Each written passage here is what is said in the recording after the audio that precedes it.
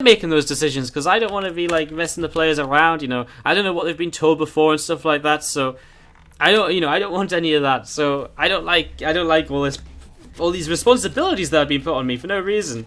But it's okay. They let us stream the tournament in English, of course, and that's pretty fantastic. That's always appreciated. So I don't really mind it. It's just so when things start to go a little bit wrong, I start to be like, oh my god, shit, what's happening? Guys, the top left-hand side, we're going to kick things off with our team MVP player, the Blue Terran. It's GuMiho. And down to the bottom right is going to be the yellow Protoss player from Ting. This time, we are going to get into the game, it seems. It's Neeb. Won't you get your shit together? What are you talking about, no regret? Why are you calling me out? I don't ever call you out, mate. Not once. Can you remember, can you think of one time when I've ever called you out? When I've ever sort of said, hey, mate, listen. No, I don't think I've ever said that. So, I don't know what you're calling me out for. I think you need to manner up here in my chat. Can't just run riot. Not if you're going to be a pleb. Not if you're going to be a pleb. Sorry, it's just not how it works. Probes on the way out, going to start saturating the gas here in the main base. So some probes continue to come out. Gate coming up, looking as though Neeb just wants to expand as normal. We'll see GuMiho with the gas first opening. We'll see whether that's going to be a factory immediately or just the gas first Reaper expansion. Gas first Reaper expand more likely here on Frost. Again, it's just a nice way to open with that Reaper, the expansion as well, so you get both the scouting information and the early economy, which you want to get into, while also setting up in such a way so that you can go into a position where you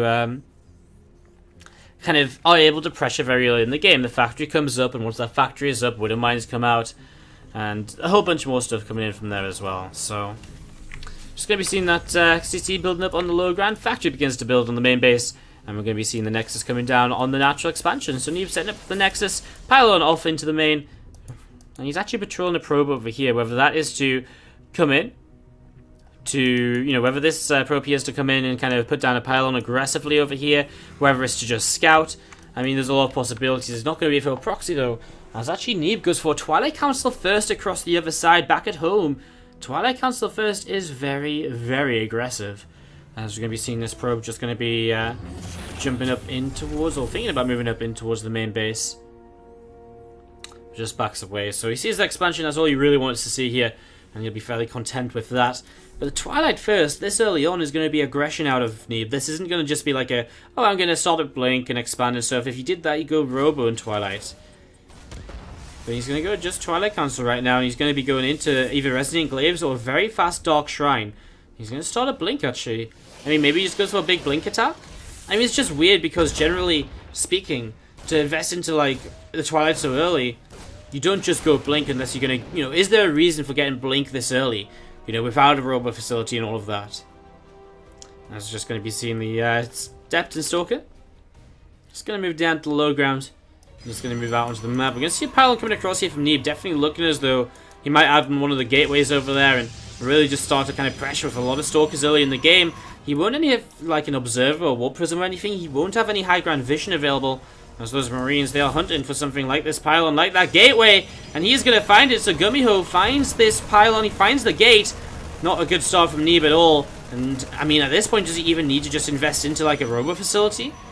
Because this is not what Neeb expects. He's building 3 extra gates. He wants to pressure with this. He wants to get damage done. But now he has to invest into a Robo. He has to get Twilight, a Warp Prism out to be able to make use of this early Blink. And this right now is disastrous for Neeb, who's actually just going to, I think, back away into something that was going to be very aggressive and into something now which is just going to be a lot more passive, a lot more defensive, and maybe even just moving in towards the third Nexus and so on. Because this just has not worked for him in the early stages of the game. I see a couple of Stalkers starting to work their way through those rocks then. So those rocks starting to take some damage. Third Nexus will come down as well from Neeb. So third Nexus on the way down. Blink will be finishing shortly.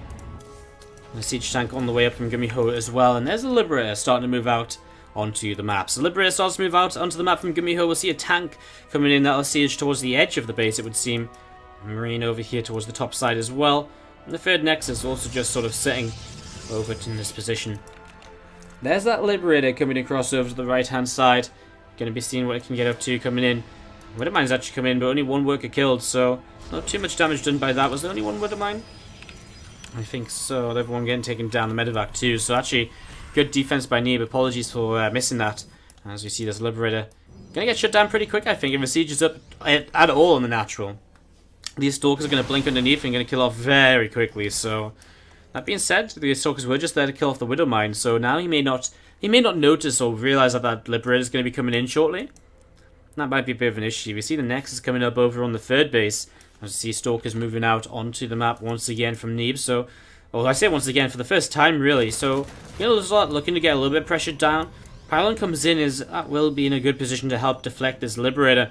As you see the Liberator sieging up. Where's that mothership core in the main? So we'll have to move into the natural as Neeb starts to pull his probes back.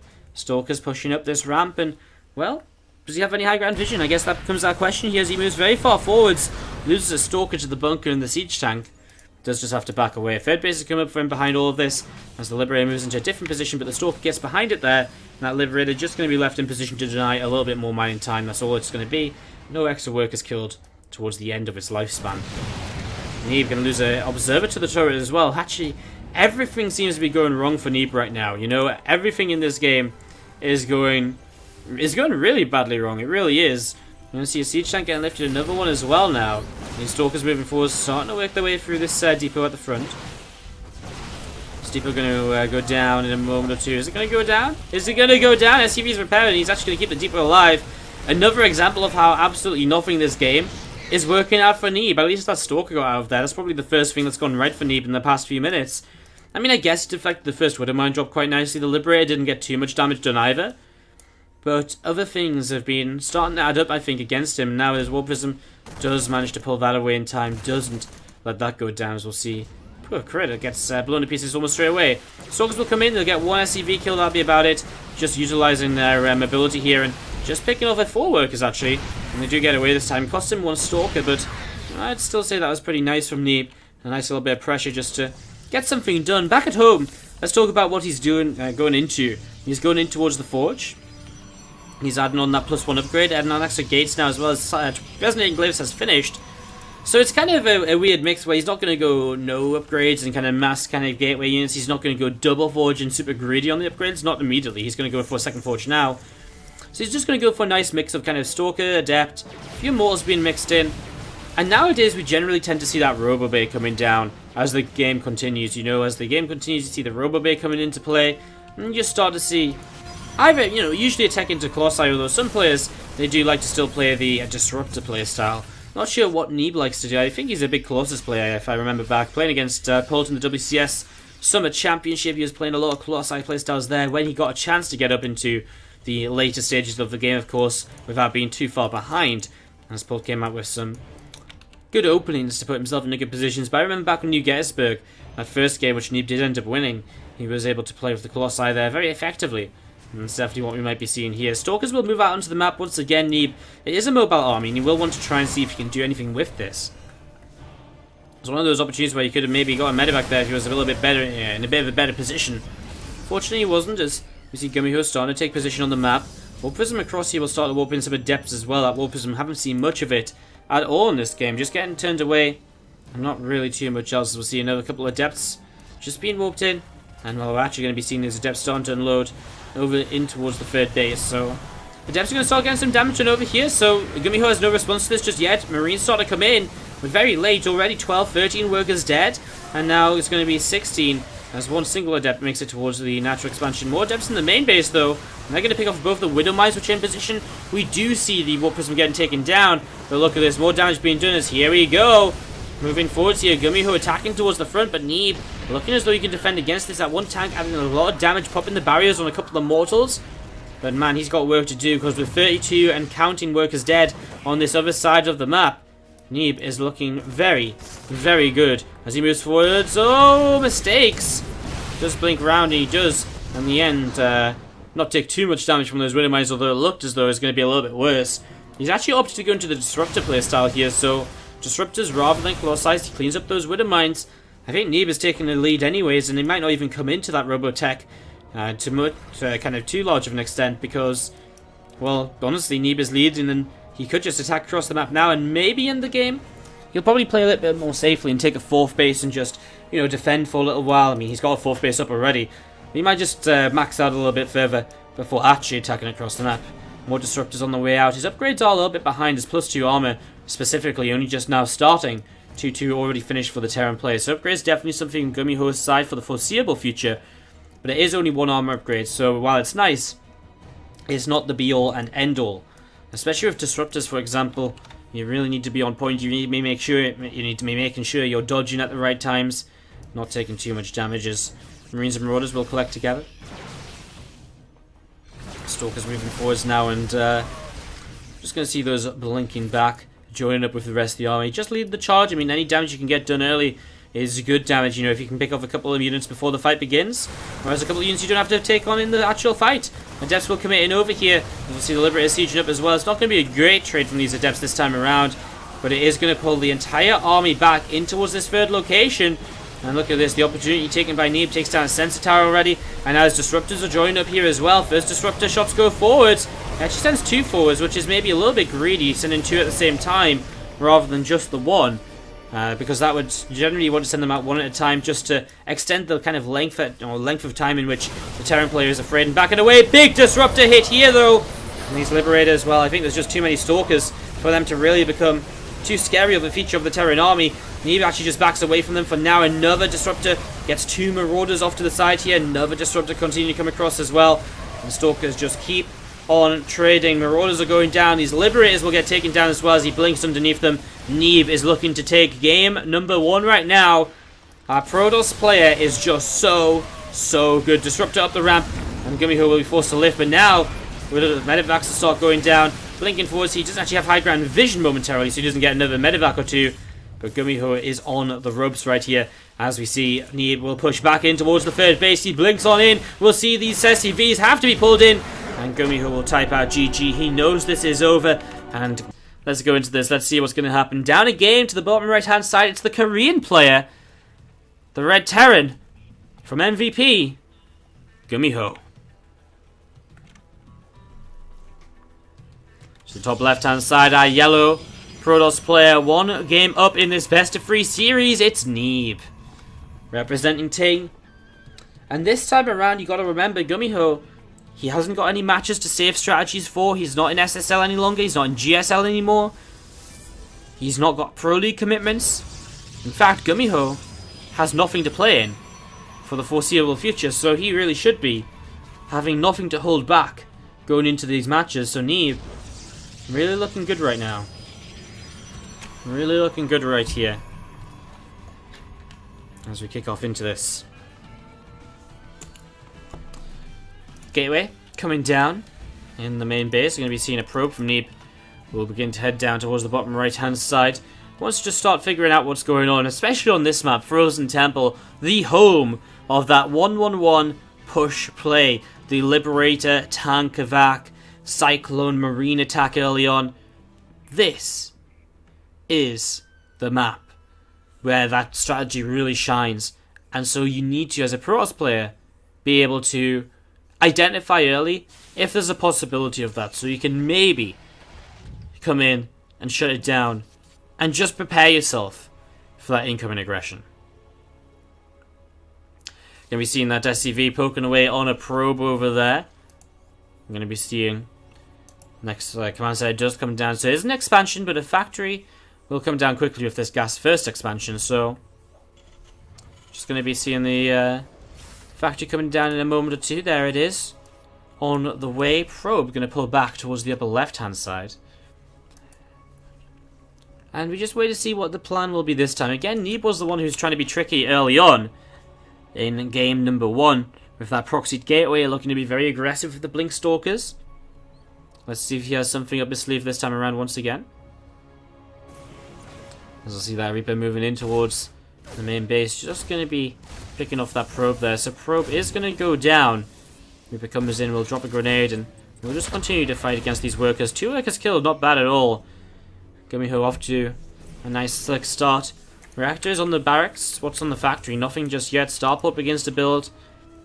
Is it going to be a Widowmine drop? Is it going to be... Yes, it is. Widowmine drop confirmed then. So Widowmine drop to start us off here from GuMiho. Can still lead into that Liberator Tankovac sort of playstyle that we've been talking about, that we mentioned before going into this. that is something which could still happen here, as Neeb drops down the Stargate to open up with. In fact, sometimes I even feel as though the Widowmine drop into that can be the stronger way to play, because you can force overcharges early, and obviously the tank effects, etc. can get rid of pylons from a distance, but it can just give you a little bit of extra kind of power on that push if your Widowmine drop is successful. Second Widowmine though, and starts to look as though it's going to be a bit more standard from GuMiho. 2 Widowmines, there's a bit more to commit into than just the one. You know, if he went 1 and 6 Marine drop and then kind of a tank evac follow-up, that'd be fine. But going 2 Widowmines, the tank evac would be so delayed, so it's just not going to be worthwhile at all here.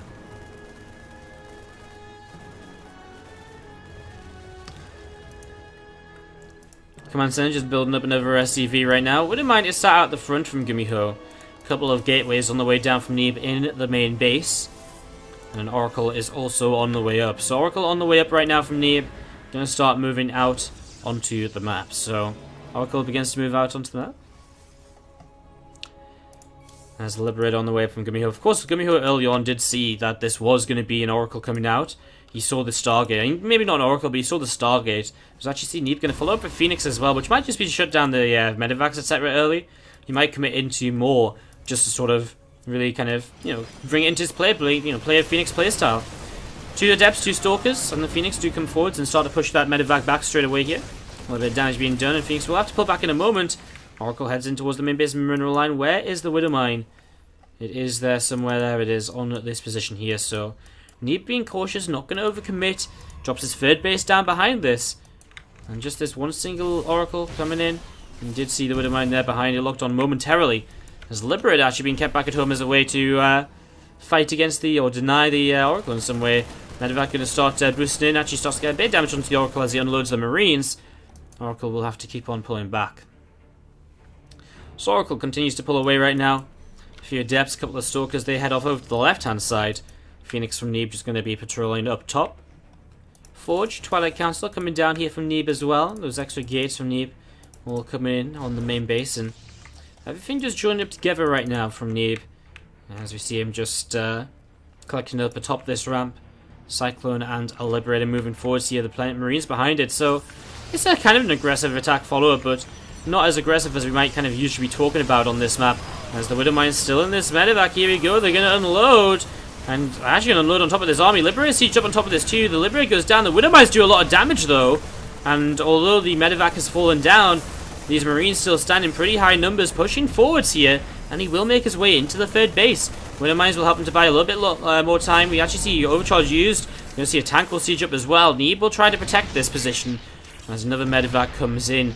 GuMiho will take a moment. He'll just let that pylon be taken down before making his next move here. He does not want to attack into before an overcharge. As we're going to be seeing the Marines just moving forwards. Stalkers and sentries a little bit stuck behind the minerals there. Neeb's starting to look as though he just wants to back away. One Phoenix very low on health. Gets targeted down as soon as it lifts the tank, which is nice. That tank barely missing any sort of opportunity there. Those Widowmines in position. It's very hard to clean out those Widowmines for Neeb right now. He doesn't actually have an Observer, which of course doesn't help because he doesn't have a Robo. But even if he did, it can be very difficult to engage into them while the rest of the units are fighting you as well. That's just going to be seeing. That 3rd Nexus continue to drop down. The 3rd will fall then. As GuMiho continues to commit into more barracks. Looking to set up. He's got 5 racks up, so he's just committing into a very aggressive 2-base playstyle here altogether. Widowmine is moving forward slowly. Alongside the siege tanks as well. More Marines on the way out. Another +1 attack just finished up, so actually GuMiho will now take an upgrade lead as well. Just in case this game wasn't already going his way. He now has an upgrade lead to work with also. We'll see those Adepts thinking about committing. He just cancel them in the end though. Doesn't want to commit on top of those Widowmines into that many Marines. Not just yet at least. 2 base against 2 bases. +1 attack. Very soon going to be finished from Neeb as well as Resonating Glaives. As a way for him to try and defend this here. A couple of tanks will just reposition. Adepts will shade on forwards and look to see what they can do. Tanks moving a bit further forwards once again. Going to lift up once more Widowmines. They're there ready to fight those Adepts if that's what they're going to commit to. Widowmine's going to move forwards. Is this the commitment now? I don't think so. He backs away once again. Such a difficult position to fight into. Turrets coming up too to help against the Phoenix play. And just to help against any observers sitting on top of this army as well. More units still through the center. Neeb has to commit at some point because it's actually getting worse and worse. With bunkers now starting to come down, I think this is it. Here we go. The Phoenix will fly in. They lift up the tanks just to get rid of the damage here initially. There is glaives on these Adepts, remember, with +1 attack too, and no combat shields on the Marines. These Adepts do a lot, and they do it quickly. And actually, GuMiho's army just disappears. He waited for as long as he felt fit to do so. Then he attacked in. Great fight. Picks up the tanks with the Phoenix straight away there. As the tanks go down, the Adepts come in. And, well, the Adepts do a lot of damage. +1. Resonating glaives against no combat shields, no stim. The Marines just